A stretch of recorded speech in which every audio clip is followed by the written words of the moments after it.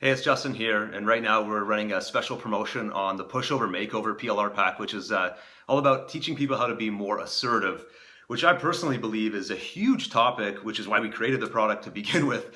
But I want to share a couple insights that I personally have about this topic of assertiveness, how to be assertive, particularly assertiveness versus aggressiveness, because I think a lot of people have a hard time balancing the two. Some people are so aggressive in trying to get what they want that they actually repel other people, and it works to your disadvantage. If you're so super aggressive that people are shying away from you, they just want to be out of your space, you're not necessarily going to get what you want out of life. Whereas if you learn how to be tactfully assertive, you can get a lot more. And so I thought I had this cool example that popped up over the weekend, and I thought the timing was great considering we're selling this product right now. And I thought I implemented the concepts of assertiveness very well here. So let me kind of explain, set the stage for you. My youngest son is in his first year of hockey. If you're on my list, you've probably seen me talking about that a little bit. And he's kind of just getting started. So some of the other kids have already been playing for a couple of years. They've got more experience, more skill, and so on. And what happens is they play a game, and 5 kids will go on the ice. And when their turn is over, when their shift is over, the 5 kids go off, and a new 5 come on. But there are not 10 players. There's a few more than 10. So every couple of shifts, some of the kids have to wait twice before they can go back on. And unfortunately, because my son isn't so quick at getting back to the bench, he always ended up being the one kid or 2 kids that are always waiting twice for their turn. But you add that up over a whole game or over a whole season, and they're getting significantly less playing time. So here's a perfect situation where I had to kind of look at what I want to do next, because I don't want to be this aggressive, rude parent that just yells at the coaches for not doing their job. First of all, they're volunteer coaches. I don't want to be the jerk doing that.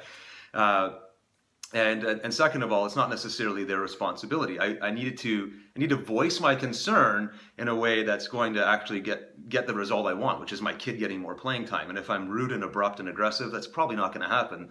They're probably going to take it out on my kids. So I took the approach of first realizing that they're volunteers. Second of all, I sent an email versus a face-to-face engagement because they're so busy. So I picked tactfully to, let me voice my concern here in a way where I'm not going to sit there and stew over it and be angry because they're not getting my kid more playing time. But at the same time, I'm not going to do it so aggressively that I'm going to feel guilty for, yelling at them or making them feel bad for not doing their job. So the approach I took was an email where I started off the email basically, first of all, thanking them for all the hard work they do as volunteers and recognizing them for that fact. Secondly, realizing that I basically stated I have a request. I don't know if you can accommodate this 100%, but I thought I'd voice it and let you know, and if possible, we could discuss at a time convenient for you. So this is the approach I took, and then I got into the heart of it, which is basically saying, my son doesn't get to the bench so quickly. He ends up sitting off twice as long as most of the other players. I also realize as a coach, you have a million things going on, so you may not even recognize this is happening. I don't want my son to get overly discouraged, so if at all possible, if you and your assistant coaches could make a point of maybe bumping him up once in a while so he doesn't have to wait as frequently, so he can get on the ice a little bit more often. I don't expect him to get on every single time. I want it to be fair with all the kids. But you can see the tone of my email here. Very respectful, still assertive in that I'm voicing that I have a concern, but at the same time, not in a way that's going to make him think I'm a jerk or I'm rude or anything like that. And for me, it was the perfect balance because I always kind of gauge the way I feel about a situation as have I been overly aggressive or not aggressive or assertive enough. And in this case, it was well received. He ended up talking to my wife at the next practice. I wasn't there, but he got the message, and he said it's not a problem at all. And he ended up getting my son a little bit more ice time this past weekend at his hockey. And I think in the end, both of us won out because he still got to feel like he was appreciated and we weren't yelling at him or accusing him of anything. But at the same time, I wasn't having to sit there feeling angry or frustrated that nobody was listening to me and nobody's looking at my son and giving him the playing time.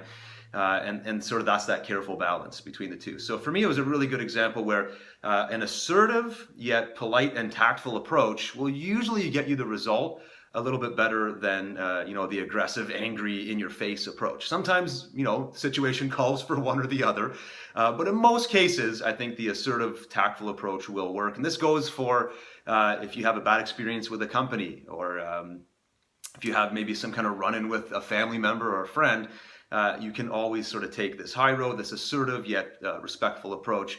And in my opinion, 9 times out of 10 or even more, get the result that you wanted. So that's just one of the kind of the key lessons or distinctions that are made in our PLR product. And kind of, I just wanted to tie this story back to the fact that this is a global life lesson. All of us kind of get into situations like this where we can take the right approach or the wrong approach and hopefully learn based on how we did if our approach was right or wrong. With the whole assertiveness angle, this PLR product we built lets you kind of teach your audience some of the better tips for doing this and for having a more strategic, tactful approach in these situations. Among other things, we get into a lot of other topics as well. So if you watch this video at the time of that special, go have a look, because I think it's a very important topic and we have a great deal on the product. But even if you missed it, or if it's a product that you want to get access to after the fact and you're watching this video later on, just contact us and we'll hook you up. But I just thought that this little message about assertiveness would maybe help a little bit, maybe get you thinking about situations in your life where you can apply one approach or the other and hopefully get what you want out of the situation, which is at the end of the day what we all want. So thanks very much for watching. This has been Justin Popovich. We'll talk to you soon.